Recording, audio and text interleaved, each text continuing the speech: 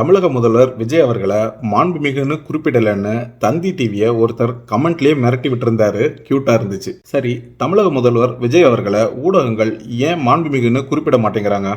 ஒரு மாநில முதலமைச்சரை ஊடகங்கள் மாண்புமிகு முதலமைச்சர்னு குறிப்பிட வேண்டிய கட்டாயம் இருக்கா?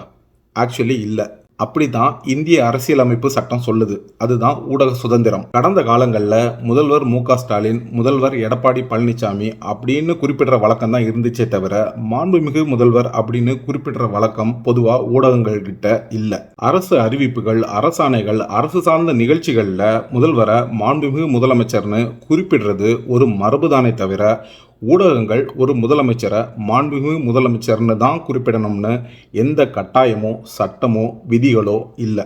இது ஊடகங்களுக்கு மட்டுமில்ல, பொதுமக்களாகிய நமக்கும் பொருந்தும். ஆனா இந்த ஊடக சுதந்திரத்தை பயன்படுத்தி ஊடகங்கள் முதல்வர் விஜய அவமதிக்கிறது உண்மையானு கேட்டீங்கன்னா உண்மைதான். அவர் முதல்வராகி ஒரு மாசம் ஆச்சு. நிறைய செய்திகள் முதல்வர் விஜய்னு கூட குறிப்பிடாம விஜய் அறிவிப்பு, விஜய் உத்தரவு அப்படின்னு நியூஸ் வந்திருக்கு. இந்த ஊடகங்கள் அவமதிக்கிறது வெறும் முதல்வர் விஜய மட்டும் இல்ல, பெருவாரியா அவருக்கு ஓட்டு போட்டு தேர்ந்தெடுத்த மக்களோட தீர்ப்பை.